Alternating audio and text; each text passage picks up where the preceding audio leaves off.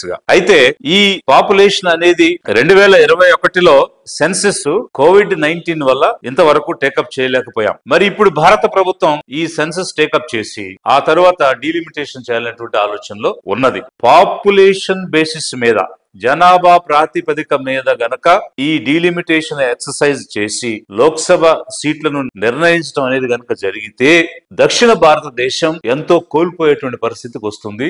ఒక disadvantages situation లోకి నెట్టివేయబడుతుంది. ఎందువల్ల అంటే బిమారు స్టేట్స్, ఉత్తర భారతదేశంలో ఉన్నటువంటి బీహార్, మధ్యప్రదేశ్, రాజస్థాన్, ఉత్తరప్రదేశ్, ఈ బిమారు స్టేట్స్ పాపులేషన్ ఎక్స్ప్లోజన్ అనేటువంటిది అత్యధికంగా ఉంది. అసలు ఈ బిమారు అనేటువంటి ఎక్రోనిమ్ ఏ విధంగా వచ్చింది అని అంటే, రాజీవ్ గాంధీ గారు ప్రధానమంత్రిగా ఉన్న సమయంలో ఆశిష్ బోస్ అనేటువంటి ఒక ఎకనామిక్ అనలిస్ట్, డెమోగ్రాఫర్ తోటి ఒక రిపోర్ట్ ని తీసుకోవడం జరిగింది.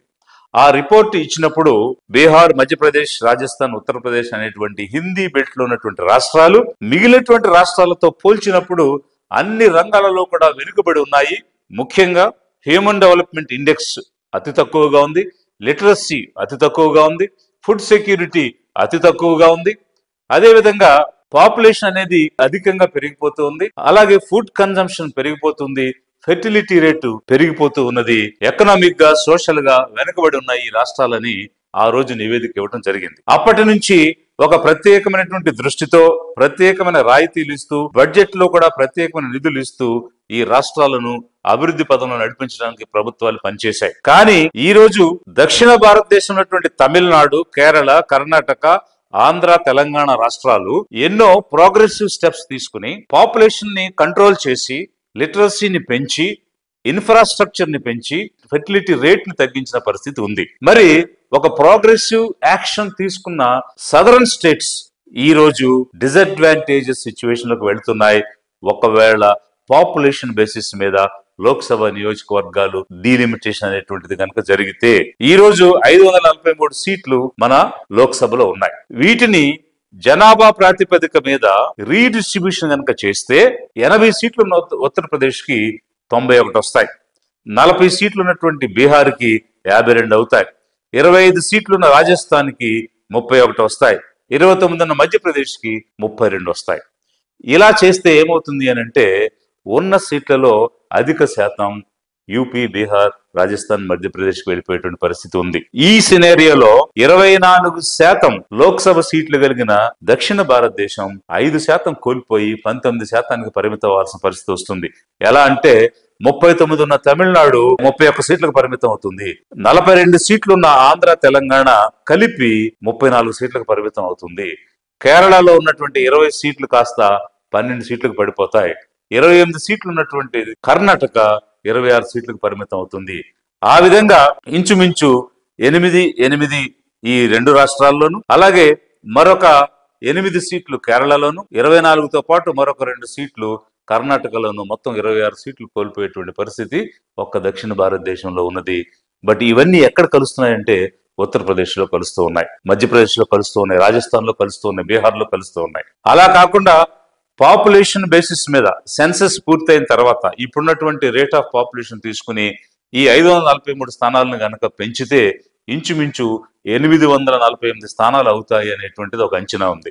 848 స్థానాలకు గనక జనాభాని దృష్టిలో ఉంచుకుని పెంచితే ఇప్పుడున్నటువంటి ఉత్తరప్రదేశ్ 80 నుంచి 143 స్థానాలు, బీహార్ 40 నుంచి 79 స్థానాలు, రాజస్థాన్ 25 నుంచి 50 స్థానాలు, మధ్యప్రదేశ్ 29 నుంచి 52 స్థానాలు.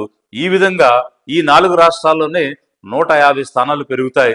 అంటే ఇప్పుడున్నటువంటి 174 నుంచి 324 స్థానాలకు కేవలం 4 రాష్ట్రాలే, హిందీ బెల్టే, బీజేపీ పాలిస్తున్నటువంటి రాష్ట్రాల్లోనే ఇన్ని సీట్లు అదనంగా యాడ్ అయ్యేటువంటి పరిస్థితి ఉంది. ప్రజాస్వామ్యంలో ప్రజల చేత ప్రతినిధులు ఎన్నుకొనబడి ప్రభుత్వాన్ని ఏర్పాటు చేస్తారు. అక్కడ ప్రాతినిధ్యం అనేటువంటిది చాలా ప్రధానమైనటువంటి పాత్ర పోషిస్తుంది. మన భారత రాజ్యాంగం మొట్టమొదటి ఆర్టికల్ ఏం చెప్తుందనంటే, India that is Bharat shall be union of states. అంటే ఈ ఇండియా అనేటువంటి భారతదేశం రాష్ట్రాల యొక్క సమూహం అనేటువంటి విషయాన్ని చెప్తుంది. అంటే ఒక ఫెడరల్ కాన్సెప్ట్ ని చెప్తుంది. మరి ఫెడరల్ కాన్సెప్ట్ యొక్క బేసిక్ స్ట్రక్చర్ మారిపోయే విధంగా, అదే విధంగా భారత ప్రభుత్వంలో అన్ని రాష్ట్రాలకు కూడా సముచితమైనటువంటి స్థానం, ప్రాతినిధ్యం ఉండే విధంగా లేనప్పుడు ఈ ఫెడరల్ స్ట్రక్చర్ అనేది దెబ్బతింటుంది. అందుకోసం రాష్ట్రాల మధ్య సమతూకం లేకపోతే పొలిటికల్ సిగ్నిఫికెన్స్ కూడా ఈ దక్షిణ రాష్ట్రాలు కోల్పోయేటువంటి పరిస్థితి వస్తుంది. అందుకోసం 543 స్థానాలను రీడిస్ట్రిబ్యూట్ చేసిన 848కి పెంచి వాటిని జనాభా ప్రాతిపదికన రాష్ట్రాలకు ఇచ్చిన రెండు విధానాలలో కూడా నష్టపోతున్నాయి దక్షిణ భారతదేశం ఉన్నటువంటి రాష్ట్రాలు. అదే విధంగా నార్త్ ఇండియా, ఉత్తర భారతదేశం ఉన్నటువంటి పంజాబ్, హర్యానా, హిమాచల్ ప్రదేశ్, ఉత్తరాఖండ్ లాంటి చిన్న చిన్న రాష్ట్రాలు. మరి ఈ ప్రాతిపదికను ఇచ్చినప్పుడు ఏమవుతుంది? 848 స్థానాలను ఎలొకేట్ చేసినప్పుడు ఈ బీమారు స్టేట్స్ బీహార్, మధ్యప్రదేశ్, రాజస్థాన్, ఉత్తరప్రదేశ్ కే 38% సీట్లు వెళ్ళిపోతున్నాయి. అప్పుడు మన సౌత్ ఇండియాలో ఉన్నటువంటి రాష్ట్రాలకు 19% పడిపోతున్నాయి. డిఫరెన్స్ ఎంత అంటే 19% ఉంది. 19 + 19 38% ఏమో 4 రాష్ట్రాలకే ఉంటే ఎంటైర్ సౌత్ ఇండియాకి కేవలం 19% స్థానాలు వస్తున్నాయి. అప్పుడు పొలిటికల్ సిగ్నిఫికెన్స్ గాని, సముచితమైనటువంటి ప్రాతినిధ్యం గాని కోల్పోతున్నాయా లేదా అన్నది ఈ దక్షిణ భారతదేశం ఉన్నటువంటి రాష్ట్రాలు, పొలిటికల్ పార్టీస్, ఎంపీస్, అదేవిధంగా నార్త్ ఇండియాలో ఉన్నటువంటి చిన్న రాష్ట్రాలకు సంబంధించినటువంటి పార్టీస్, ఎంపీస్ వీరందరూ కూడా ఏకం కావాల్సిన అవసరం ఉంది, ప్రతిఘటించాల్సిన అవసరం ఉంది, దీన్ని అడ్డుకోవాల్సిన అవసరం ఉంది. 1913లో అమెరికాలో ఒక ఫెడరల్ కంట్రీకి ఎగ్జాంపుల్ గా, ఫెడరల్ డెమోక్రసీకి ఎగ్జాంపుల్ గా ఉన్నటువంటి దేశం America, United states of America. మరి యుఎస్ లో పార్లమెంట్ ని కాంగ్రెస్ అంటారు. ఆ కాంగ్రెస్ లో అప్పర్ హౌస్ సెనేట్ ఉంది, lower house house of representatives ఉన్నారు. ఈ రెండింటికి కలిపి వారికి ఉన్నటువంటి స్థానాలు 535. అందులో 100 సెనేట్ కు ఉంటాయి, 435 హౌస్ ఆఫ్ రిప్రజెంటేటివ్స్ కు ఉంటాయి. అది లోక్సభ లాంటిది, ఎన్నిక ద్వారా జరుగుతుంది. వాళ్ళు 1913లో ఈ 535 అనేటువంటి నంబర్ ని పెట్టి ఇప్పటి వరకు కూడా దాన్ని మార్చలేదు. అప్పుడున్నటువంటి జనాభా కేవలం 9.4 కోట్లు, ఇప్పుడున్నటువంటి జనాభా 34 కోట్లు. అంటే 1913 నుంచి ఇప్పటి వరకు 4 రెట్లు జనాభా పెరిగినా కూడా అమెరికా అవే స్థానాలను అలాగే కంటిన్యూ చేస్తూ ఒక క్యాప్ పెట్టుకుని పనిచేస్తూ ఉంది. మరి అలాంటి ప్రజాస్వామ్యం ఉన్నటువంటి భారతదేశం మనకి 543 స్థానాలు పెట్టినప్పుడు 54 కోట్ల జనాభా ఉంది. ఇప్పుడు 145 కోట్లు అయింది. మరొక 30 సంవత్సరాలు ఈ జనాభా పెరిగే అవకాశం ఉంది. అది 165 నుంచి 170 కోట్ల వరకు వెళ్తుంది. ఆ తరువాత పెరుగుదల తగ్గి డిక్లైన్ ఇన్ పాపులేషన్ అనేటువంటిది చూస్తుంది అని డెమోగ్రాఫర్స్, ఎకనామిక్ అనలిస్టులు ఇస్తున్నటువంటి సమాచారం. సో ఈ ప్రకారంగా మనం తీసుకుంటే గత 50 సంవత్సరాలుగా 543 స్థానాలతో లోక్సభ భారత ప్రభుత్వం సేవలు అందించినటువంటి పరిస్థితిలో ఇప్పుడు రాబోయేటువంటి 30 సంవత్సరాలకు కూడా పెరిగేటువంటి పాపులేషన్ మనం కన్సిడర్ చేసినా కూడా 50 సంవత్సరాలు ఎంతో విజయవంతంగా పనిచేసినటువంటి లోక్సభ ఇప్పుడు ఎందుకు ఆ స్థానాలు పెంచాల్సిన అవసరం ఉంది? ఇప్పుడు ఎందుకు జనాభా ప్రాతిపదిక తీసుకోవాల్సిన అవసరం ఉంది? ఇది అందరూ కూడా ఆలోచించాల్సిన పరిస్థితి.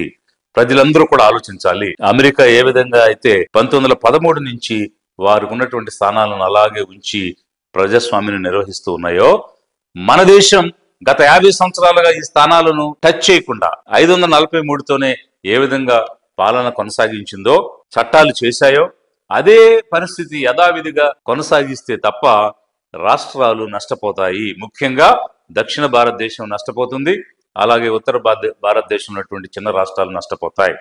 మరి ఒకవేళ జనాభా ప్రాతిపదిక తీసుకుని 543ని రీడిస్ట్రిబ్యూట్ చేసినా, కొత్త పాపులేషన్ బేస్ చేసుకుని దాన్ని 848కి పెంచిన రెండు సమయాల్లోనూ కూడా, అంటే రెండు విధానాల్లోనూ కూడా మనకే నష్టం జరుగుతుంది. అందువల్ల భారతదేశంలో ఉన్నటువంటి దక్షిణ భారతదేశం నష్టానికి గురయ్యి ఒక నిరాశ నిస్పృహలకు ఈ రాష్ట్రాలు వెళ్ళేటువంటి ప్రమాదం ఉంది. అందు గురించి ఈ 543ని కంటిన్యూ చేయమని, ఒకవేళ మనం జనాభా ప్రాతిపదికన సీట్లు పెంచాలి అని అంటే అది రాష్ట్రాలలో ఉన్నటువంటి అసెంబ్లీలలో ఎమ్మెల్యే స్థానాలను పెంచుకుని పాపులేషన్ కు అనుగుణంగా వారి యొక్క మనోభావాలు రిఫ్లెక్ట్ అయ్యే విధంగా ఎమ్మెల్యేల స్థానాలు పెంచి అసెంబ్లీలో చర్చించే దానికి ఒక సార్థకత ఉంటుంది. ఎందువల్లంటే మన రాజ్యాంగంలో union list, concurrent list, state list అని 3 రకాలైనటువంటి సబ్జెక్ట్స్ గా అన్ని విషయాలను విభజించడం జరిగింది. ఎంపీగా గెలిచిన వాళ్ళు పార్లమెంట్ లో దేని గురించి మాట్లాడతారంటే యూనియన్ లిస్ట్ లో ఉన్న సబ్జెక్ట్స్ గురించి మాట్లాడి చట్టాలు చేస్తారు, ప్రభుత్వం యొక్క అకౌంటబిలిటీని నిలదీస్తారు. వారు స్థానాలు పెరిగినా పెరగకపోయినా ఈ 50 సంవత్సరాలుగా జరిగిన పరిస్థితే కొనసాగుతుంది తప్ప కొత్తగా